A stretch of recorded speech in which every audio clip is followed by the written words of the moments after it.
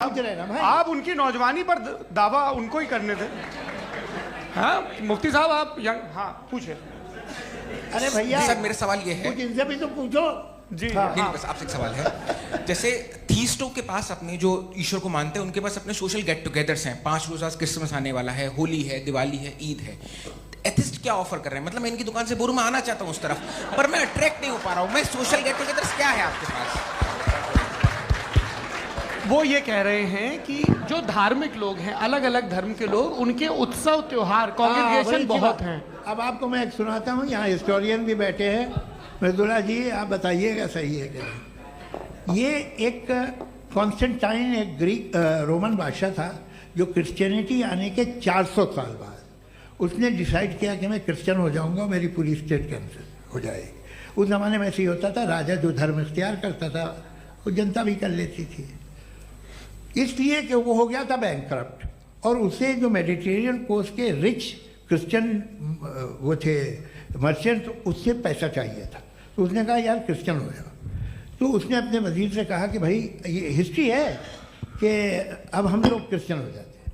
कहले सर हो जाएंगे, कोई प्रॉब्लम नहीं है, लेकिन एक प्रॉब्लम ये है कि 17 दिसंबर से 25 दिसंबर तक जो पेगन फेस्टिवल होता, जो पेगन जो फेस्टिवल होता है वो बंद हो जाएगा, इसलिए कि हम क्रिश्चियन हो गए तो होगा नहीं। तो वो बच्चों को बहुत बुरा लगेगा, पब्लिक को बहुत इन्जॉय करते हैं, खासतौर से 25 को मेन डे। उसने कहा हाँ ये तो सही कह रहे हो, ये जीसस क्राइस्ट की पैदाइश कब थी? पहले साहब वो अप्रैल में थी। नहीं कट करो, वो 25 दिसंबर को है। ये हकीकत है जी। और 400 साल बाद क्रिश्चियनिटी के अप्रैल से दिसंबर ले आए, और इसलिए कि यहाँ पेगन फेस्टिवल होता था। अब मनाते हैं आप आराम से। ये जो सारे फेस्टिवल हैं ये रिलीजन से, हर एक को एक इंटरटेनमेंट डिपार्टमेंट चाहिए होता है अपनी कंपनी चलाने के लिए। तो ये रिलीजन ने, ये सेकुलर त्यौहार थे जिन्हें रिलीजन्स ने ले लिया है। ये मौसम के थे, फसलों के थे, किसानों के थे, उसको आपने लेकर रिलीजियस रंग दे दिया। ये कोई रिलीजन से थोड़ी आए आप। अच्छा हमें देखिए, हम तो मुल्द हैं, हम ईद मनाते हैं, हम दिवाली मनाते हैं, हम होली मनाते हैं, हम क्रिसमस मनाते हैं। बम्बई की फिल्म इंडस्ट्री की सबसे बड़ी होली हमारे घर में होती है, सबसे बड़ी ईद हमारे घर में होती है। वो हमारी सोशल वो है, हमारा हेरिटेज है। ऐसा थोड़ी है कि we will throw the baby along with the water. ये तो अच्छी चीज़ है, इन्हें रखो, जो बेकार है फेंक दो। जी हाँ हेलो जी, मेरा सवाल नादवी जी से है।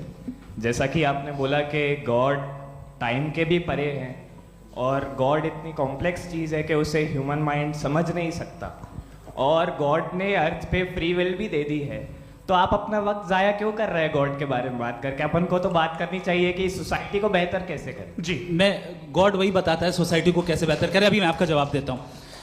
आपने कहा कि टाइम पे वो एग्जिस्ट नहीं करता, सो नहीं, मेरा सवाल ये है कि जैसा आपने बोला कि गॉड बहुत ही कॉम्प्लेक्स चीज है। मैंने कहा ही नहीं कि कॉम्प्लेक्स है, तो आपके अल्फाज हैं। कॉम्प्लेक्स का लफ्ज गॉड के लिए सुइटेबल नहीं है। क्यों? क्योंकि कॉम्प्लेक्स वो चीजें होती हैं जो ऑब्जेक्ट हो। God is not an object जिसको आप इंस्ट्रूमेंट के जरिए लेबोरेटरी में जाके टेस्ट करें, oh it's very complex. No, वो कोई कार का इंजन नहीं है। वो फिलोसॉफिकली नेसेसरी बीइंग ऐसी बीइंग है जो सिंपल बीइंग है। हाँ, आप उसको मुकम्मल तौर पे उसकी तमाम हिकमतों को जान ले और हर चीज को जान ले, ये पॉसिबल नहीं है, क्योंकि वो ऑल वाइज है, आप ऑल वाइज नहीं है, और वो खुदा है, वो आपको सारी चीजें बता दे, ये जरूरी नहीं। मेरा सवाल ये नहीं था, मेरा सवाल ये था कि जब गॉड इतना परे है इस दुनिया से कि उसने अर्थ पे फ्री विल भी दी है, हम सब ह्यूमंस की फ्री विल है, और जो सोसाइटी में हो रहा है वो अपन लोग डिसाइड करेंगे, तो अपन लोग डिसाइड नहीं करेंगे ना, अपन लोग डिसाइड नहीं करेंगे।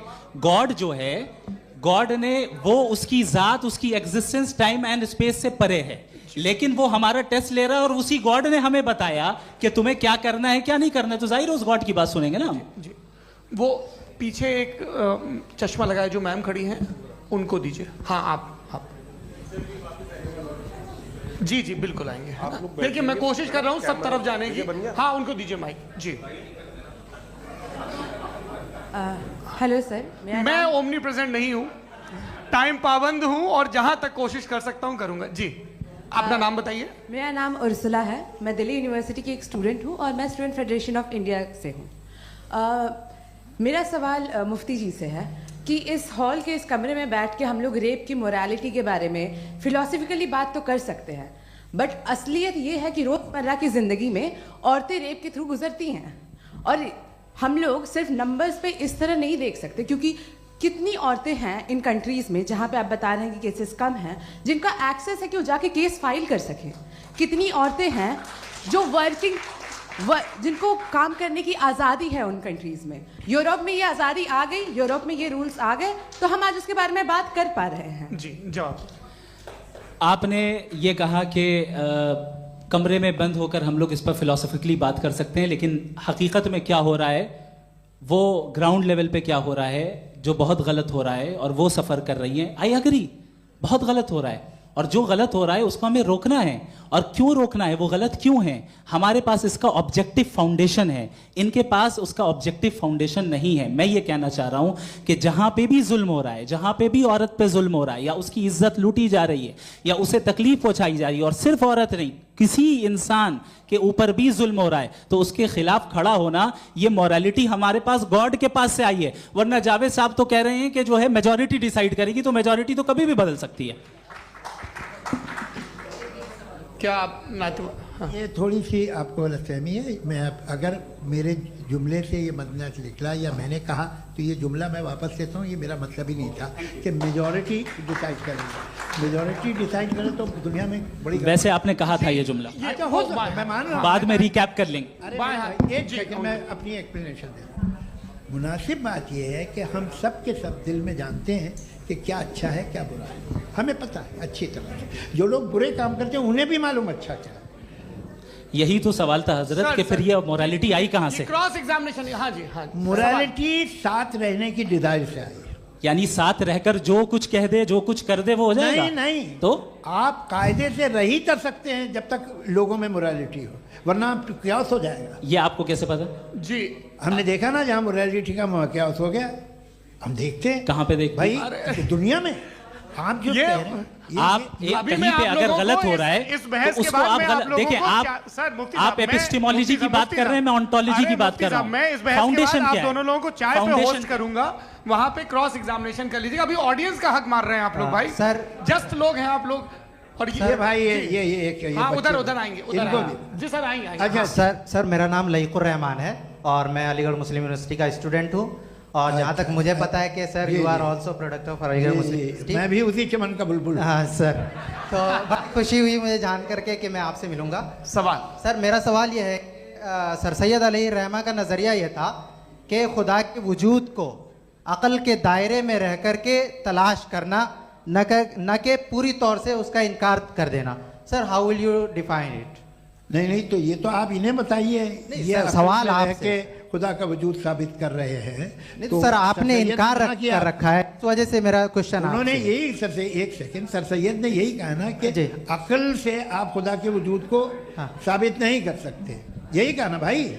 वो उन्होंने कहा कर सकते हैं और वो कर दिया गया आज। वो फोन तलाश करना या साबित करना अकल से नहीं हो सकता। अरे सवाल तो सुन लीजिए जी। अकल से नहीं हो सकता है, यही कहा ना आपने। अकल से हो सकता है। अरे वो यही कह रहे हैं भाई, आप बता रहे हो सकता है, वो तो कुछ और। आप अगर सर देखो नौजवान फोन ले लो, वो इतनी कमाल की यूनिवर्सिटी है। अरे भाई दे दो ना जरा, एक मिनट दे दो भाई, मेरी बात सुनो, माइक पे बोलो ताकि जो लाखों लोग देख रहे हैं। माइक दे दो ना। अरे देंगे ना माइक, तुम ठहरो तो। हाँ सर, मेरा सवाल ये था कि सर सैयद अलैहि रहमा का एक नज़रिया था अपना कि खुदा का जो वजूद है उसको अक़ल के दायरे में रह करके तलाश करना है, न कि पूरे तौर से इनकार कर देना है। ये उनका कॉन्सेप्ट था। लेकिन मेरा सवाल ये है कि आप इसको कैसे डिफाइन करते हैं, एक्सप्लेन कैसे करेंगे? मैं आपसे जानना चाहता हूँ, क्योंकि you are the product of Aligarh Muslim University. मुझे अक़ल के दायरे में रख के मैंने बहुत तलाश की, मुझे मिला नहीं। हाँ, ये इधर उधर वो चश्मा लगाए जो, हाँ उनको दे दीजिए। जी जी फटाफट पूछिए, बस 5 मिनट है, 5 मिनट में खत्म हो रहा है। हाँ अस्सलाम वालेकुम मुफ्ती साहब। एंड मेरा सवाल जावेद अख्तर साहब से। क्या नाम है आपका? अरे भैया सब मुझे तो क्या पूछ रहे हो यार? हाँ। फैज फैज पूछिए फैज साहब। तो मेरा सवाल ये है कि अभी जो एथियस्ट है वो problem of evil argument use कर रहे हैं अगेंस्ट मुस्लिम्स, राइट? कि इस दुनिया में इतना सारा इविल है और अगेंस्ट मुस्लिम तो यहाँ अगेंस्ट थियस्ट। हाँ थोड़ा सा करेक्ट कर लीजिए भाई, पूरी मशक्कत ही इसी बात की थी कि किसी एक मजहब पे बात न टिके। जी, तो बेसिकली ये आर्गुमेंट ऐसा है कि इस दुनिया में इतना ज़्यादा ईवल एग्जिस्ट करता है और अगर एक ऑल गुड गॉड है तो वो रोकता क्यों नहीं है? लेकिन इस सवाल में एक हिडन अजम्पशन ये है कि इस दुनिया में ईवल एग्जिस्ट करता है। अब एथियस्ट ये कैसे ऑन्टोलॉजिकली प्रूव कर सकते हैं कि इस दुनिया में ईवल एग्जिस्ट करता है? मैं आपको बताता हूँ, थोड़ा सा समझा। नहीं सर हम लोग इनको सुनिए। नहीं please don't do that. I want to explain ontologically. नहीं हम समझ गए सर, इनको अब जवाब देने दीजिए। अच्छा सवाल पूछ लो। मैं अभी तक क्या था वो मैं थोड़ा सा ऐड ऑन कर लेता हूँ। तुम गुरु, तो हम जब इसका राउंड 13 करेंगे ना तब तुमको स्टेज पे बिठाएंगे। जी तो हाँ जल्दी से। तो देखिए एथियज्म के हिसाब से सब कुछ रैंडमली बन गया है, सब कुछ एटम्स और मॉलिक्यूल्स है। एक पत्थर में और मुझ में सिर्फ इतना फर्क है कि हम लोग एटम्स और मॉलिक्यूल्स का अलग अलग रीअरेंजमेंट है। अब एक पत्थर को कोई इंसान तलवार से 2 टुकड़ों में काट दे या मुझे, according to atheism it is same. There is no evil and good according to atheism. जी अच्छा, फैज साहब का सवाल ये है कि हाँ कोशिश भी करते तो इससे गलत सवाल नहीं कर पाते।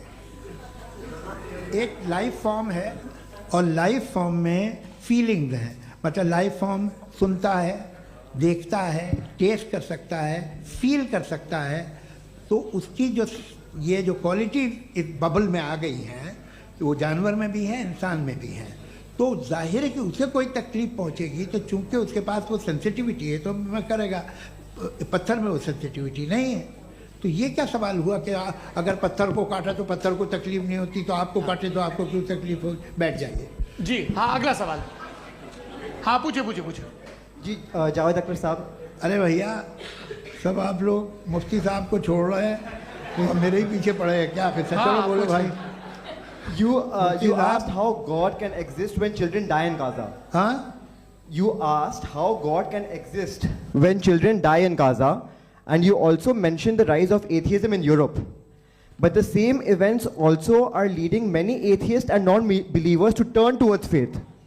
How do you interpret this contradiction, where suffering pushes some away from God, yet brings others closer to belief? देखिए आपको एक बात बताऊं, दुनिया परफेक्ट तो कहीं भी नहीं है, हर जगह कुछ खामियां हैं। बेटा एक मिनट, मैं आप ही को कहेंगे, देखो वो तो कुछ खामियां, कमज़ोरियां, खराबियां सब जगह है। लेकिन अगर देखोगे ईमानदारी से कि दुनिया सबसे ज़्यादा महज़ब कहाँ है, एक आम शहरी को कहाँ हुकूक हासिल हैं, वो बोल सकता है, अपनी मर्ज़ी से काम कर सकता है, अपनी मर्ज़ी से राय दे सकता है, हुकूमत के ख़िलाफ़ बोल सकता है, बरसरे इक़्तिदार लोगों के बारे में बोल सकता है, सरमायादारों के ख़िलाफ़ बोल सकता है। तो आपको ये स्कैंडिनेवियन कंट्रीज़ में मिलेगा, वेस्टर्न यूरोप में मिलेगा। मैं नहीं कह रहा वो परफेक्ट है, बिल्कुल नहीं, वहाँ बहुत ख़राबियाँ भी हैं, परफेक्ट तो कोई। लेकिन जिन जिन मुल्कों में, लैटिन अमेरिका देखो, गल्फ़ देखो, वहाँ पर आपको ये ज़रूर है कि रेप नहीं होते होंगे।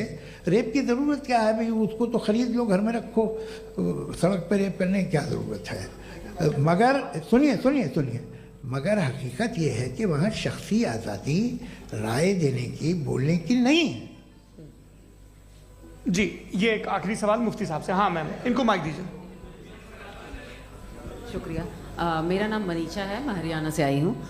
मैं मुफ्ती साहब से एक बात पूछना चाहती हूँ। आप बार बार जावेद साहब को कॉन्ट्राडिक्ट तो कर रहे हैं कि आपने ये कहा, लेकिन आप भी अजम्पशंस के बेसिस पे बात कर रहे हैं। आपने खुदा के होने का कौन सा प्रूफ पेश किया है, खुदा की एग्जिस्टेंस का?